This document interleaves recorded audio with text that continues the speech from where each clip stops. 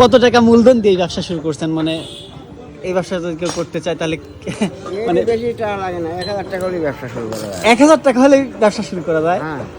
অবাক কাণ্ড। আপনার এখানে পুঁজিপাটটা কত কত আছে আজকের? আজকে পুঁজিবারটা আছে ধরেন 400 টাকা। 400 টাকা। এগুলো সেল হয়ে যাবে ইনশাল্লাহ, আশা করা যায়। হ্যাঁ, হ্যাঁ, সেল হয়ে যাবে। 400 টাকার মানে আমি একটু গড়ের খবর একটু নেই, কীরকম টাকা আয় করা সম্ভব এখান থেকে, আজকের থেকে? 400 টাকার মাল আনলে 600 টাকা দেখা হবে। একটু 200 টাকা লাভ হবে, মাত্র 200 টাকা। মাত্র 200 এই 200 টাকা লাভ নিয়ে পরিবার পরিজন চালানো একটু দুষ্কর, কঠিন না? এই বর্তমান দ্রব্যমূল্যের যে দাম, সবজির বাজারে কেবল দেখলেন 100 টাকা কেজি কফি বিক্রি হচ্ছে। হ্যাঁ, 2 বেলা করলে 400 টাকা থাকবে। ও আচ্ছা, 2 বেলা করলে। সকালে কি করা হয়? সকালেও করা হয়। করা হয় না? আচ্ছা আচ্ছা আচ্ছা। বছর এমনি মূলত পেশায় কি করেন? এই ব্যবসা তো শুধু শীতকালেই থাকে, তাই না? তারপরে কি করা হয়? এই বর্তমান রাজমিস্ত্রি কাজ করি। ও আচ্ছা।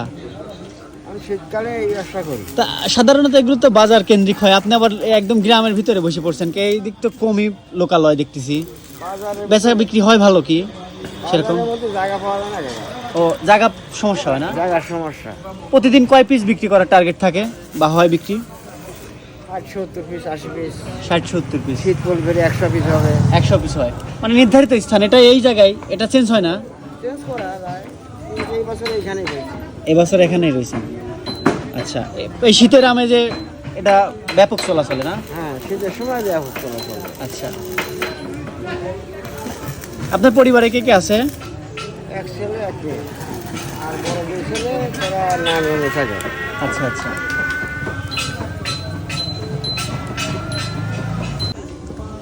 $400 টাকা পার ডে ইনকাম থাকে, তা মন থেকে তো তৃপ্তি পান এই কাজ করে নাকি?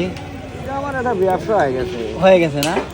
এটা আমি বহুত দিন ধরে করি। আমি ঢাকা শহরে করছি, নারায়ণগঞ্জ শহরে করছি। ও আচ্ছা, আগের থেকে এক্সপিরিয়েন্স আছে।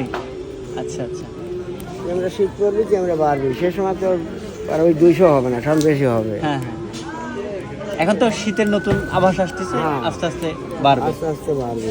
তবে এখন সব জিনিস দাম বেশি, তাই মাল বেচা কিনা অনেক লাভের অংশ কম হয়। হুম, আস্তে আস্তে বাড়বে পরিধি। মনি বার্তা এই মনে হয় এই বছরের প্রথম আমরা ভাপা পিঠা খাচ্ছি একটা ছোট্ট একটা দোকানে। ভাপা পিঠা মানেই হচ্ছে শীতের একটা ঐতিহ্য। ভাপা পিঠা, তারপরে খেজুরের রস, খেজুরের গুড়। এই যে ভাপা পিঠা দেখলে মনে হয় না যে শীতকাল এসে পড়ছে।